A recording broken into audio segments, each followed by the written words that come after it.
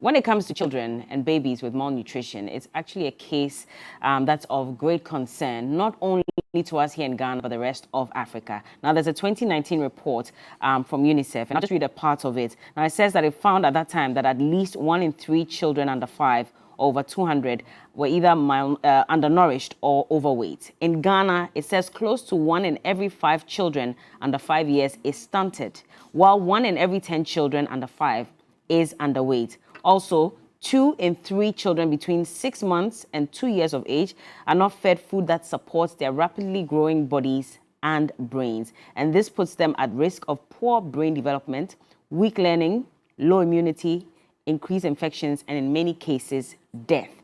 Now, that's 2019. So I decided to try and find a report from 2020 up until now to see if it had changed. So this is from USAID, in fact, February 13 this year.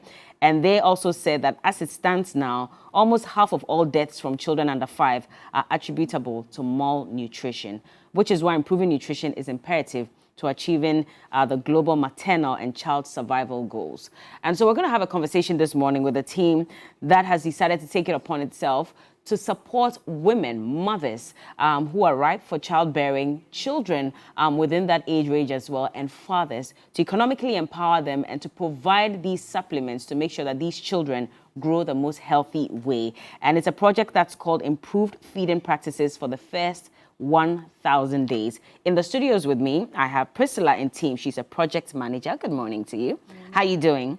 Good. You're good. And we have Salome Wumpini Agodo. She's a project officer as well. Good to have you in the studios. Yeah. I mean, yes, I was trying to get the details about malnutrition to really understand how dire the situation is. But for anybody who's watching, who needs to really understand what malnutrition is, can you run us through that?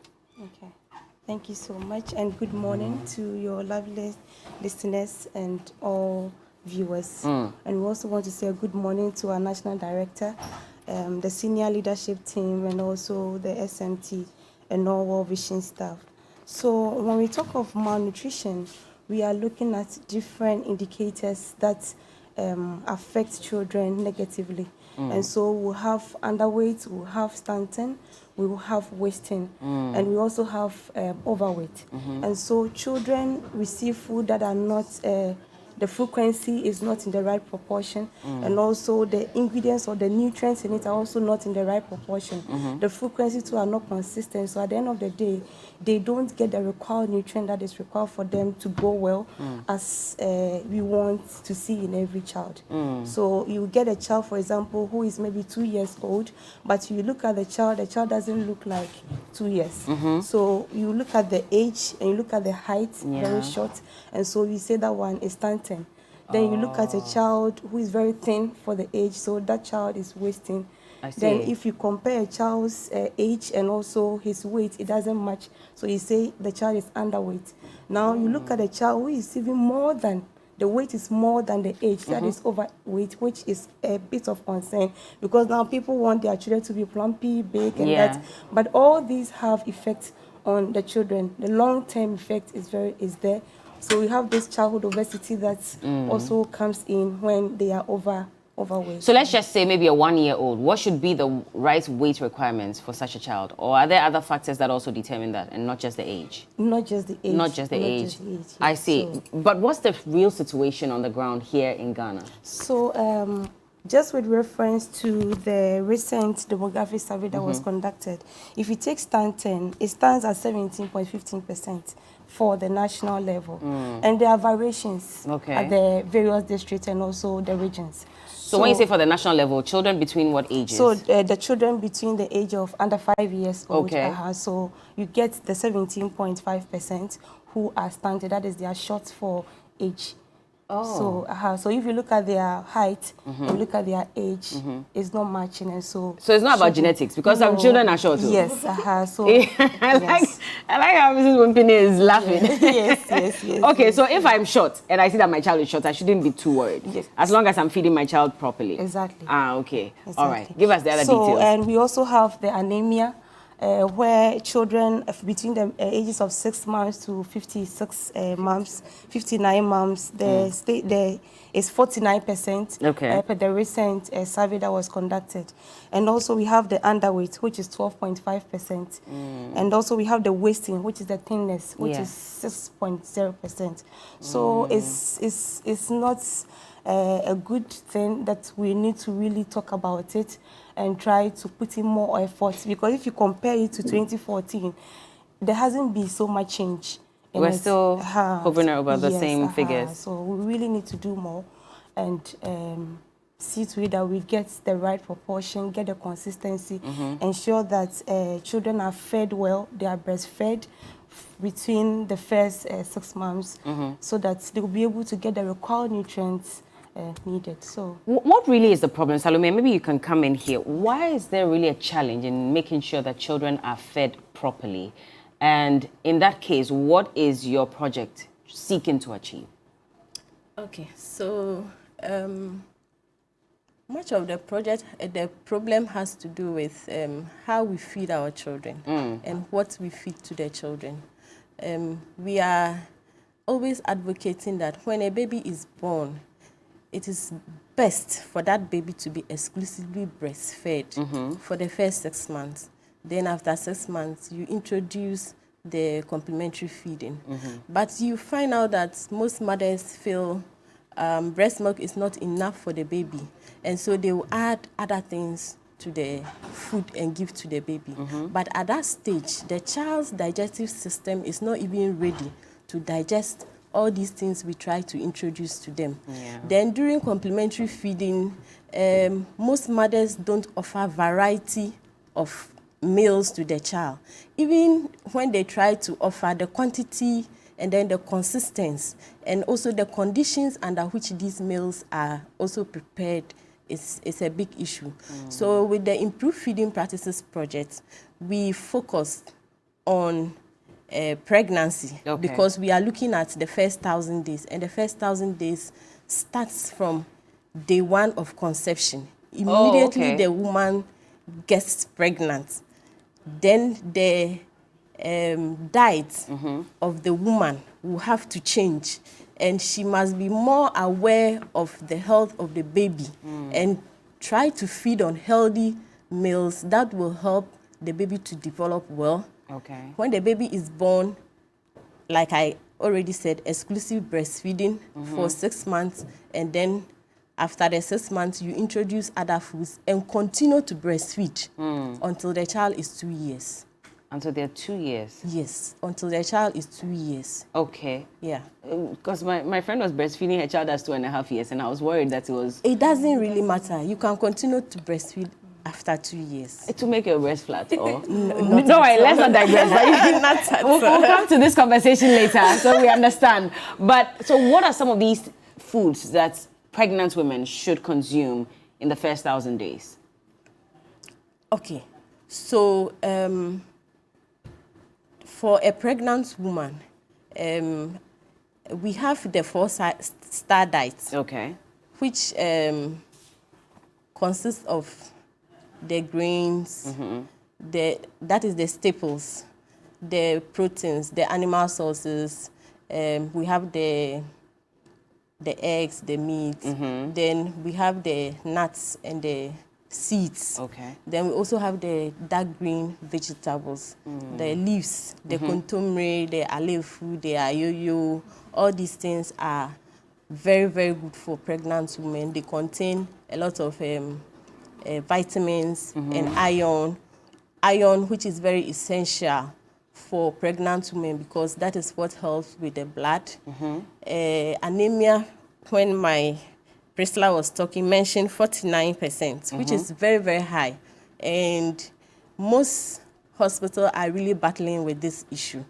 So if a woman is pregnant, it is really, really important that she eats a well-balanced meal, which will contain food from all these groups that I mentioned, and then also at least an extra meal. In addition to the 3 meals that we are aware of, there should be an extra meal for the woman.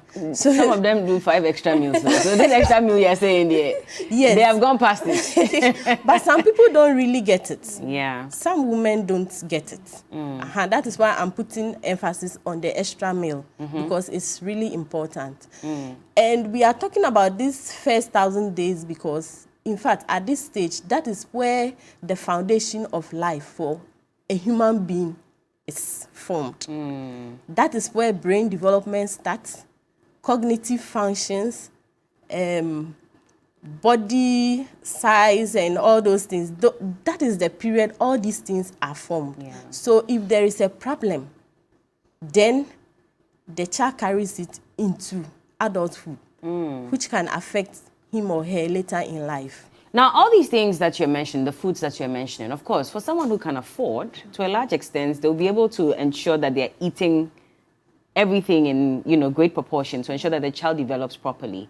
But we know about our hinterlands and all these underdeveloped areas within Ghana that don't necessarily have access to all these foods.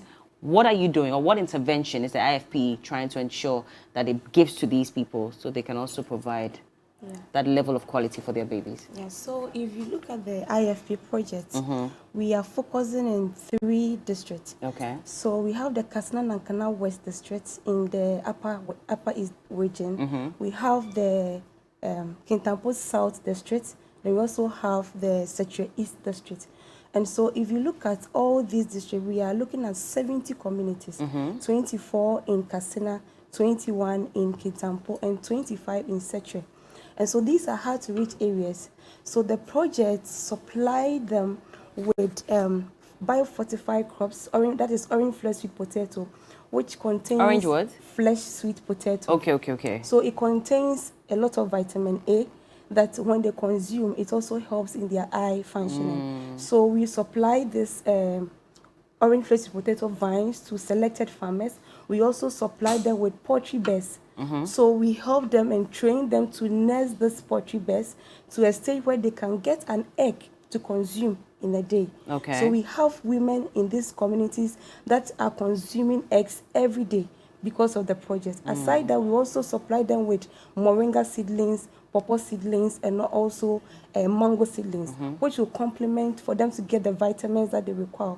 So now when you look at all what we have put together, they'll be able to get these 4-star diets from what we have given them. And aside that, we are also continuing and giving them information because they will need the information to be able to know the proportion that they need to eat, the consistency, and also the frequency. Okay. And so we have done all this together with our partner, that is Ghana Health Service and the Department of Agric, to support us in reaching out to the farmers and the women beneficiaries in the project. Oh, so it's not just women, farmers as well? Yes, so we have selected farmers in these communities, male champions who are supporting in selected. So can you give us details about the criteria for selecting these people that you're working with in these communities? Yeah, so this is done in consultation with the community because they know who is vulnerable and who needs what.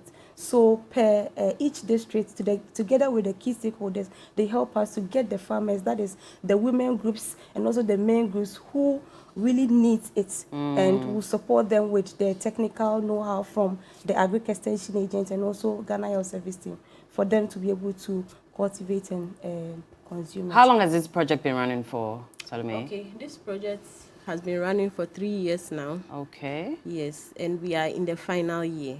Oh, this is the final year? Yes. Why are you ending so soon? You haven't even reached some of us yet. And you're ending already. Tell us a bit about the achievements and why it's ending this year. Yeah. The project was funded by the Japan Social Development Fund through the World Bank. We have implemented in the 3 districts, and we have been able to reach out to 70 communities.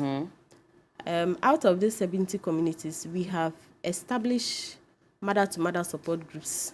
These are groups of women who meet on a regular basis to learn about how to take care of pregnant women and then children under 2 in their communities.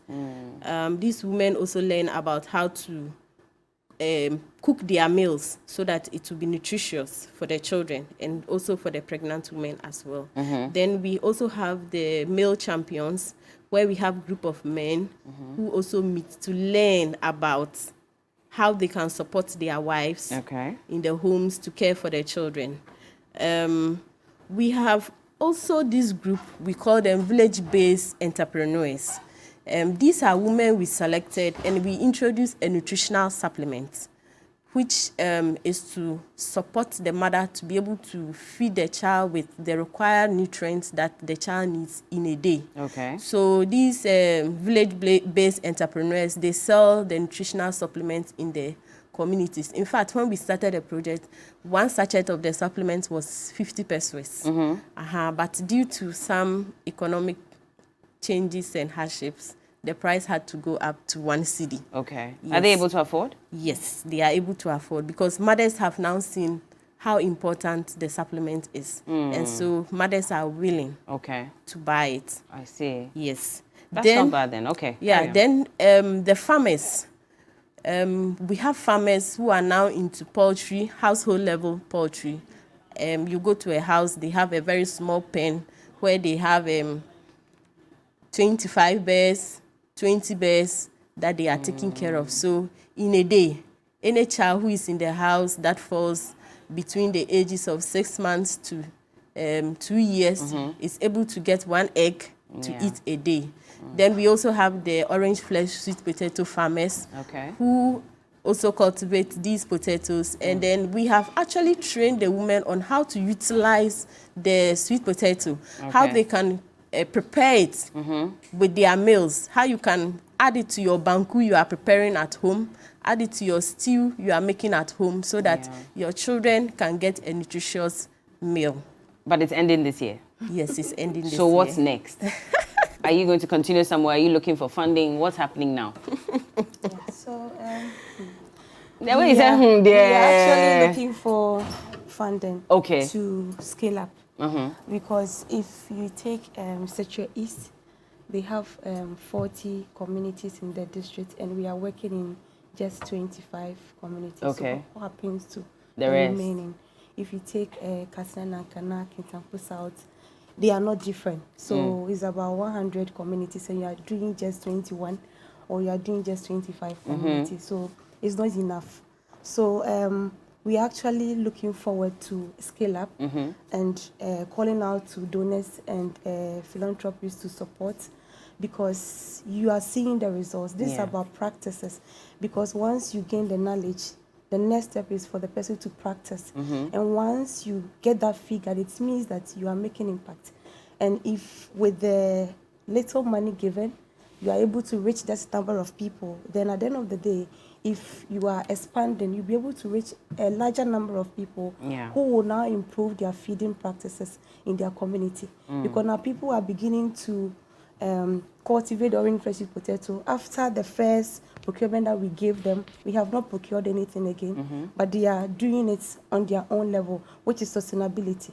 And now if you take the poultry base, they are multiplying it. So it is sustainability. And right from the beginning, we are working with the Department of Agri, the Ghana Health Service team, who are now championing the process. So if World Vision is not there, or if there is no fund, because of that integration, they'll continue to use the documents that we have done, the people that we are working with, they'll continue to work close. However, we still need more funds to reach out to more people. Ministry of Food and Agri, they are supporting, right? They are like really you said. Supporting, All right. Well, I final want words. to also add that the district assemblies in all the districts we are working with are also very supportive and very engaging. And so even though the project is ending, they are there to ensure that it continues. Yes. Well, we thank God that you're doing this, and I think you both are doing a great job along with the team, and I wish you the best. I hope that everybody can contribute. How do they contribute, by the way? Because you're asking for support, but you're not giving out any details as to how they can support. Is there websites they can reach? Yes, so once they reach our World Vision Ghana, yes, we'll be able to get any. Do you have an office? Yes. Where is it? We have it at Kaneshi Okay. Yeah. Opposite Opposite Kodesh. Kodesh. Okay, so opposite Kodesh, in case you want to go there physically, but if not, you can get in touch with them, World Vision Ghana, and, well, donate the little that you have. And this is open to just citizens, right? Anybody at all? Sure. Yeah. Yeah, exactly. Okay.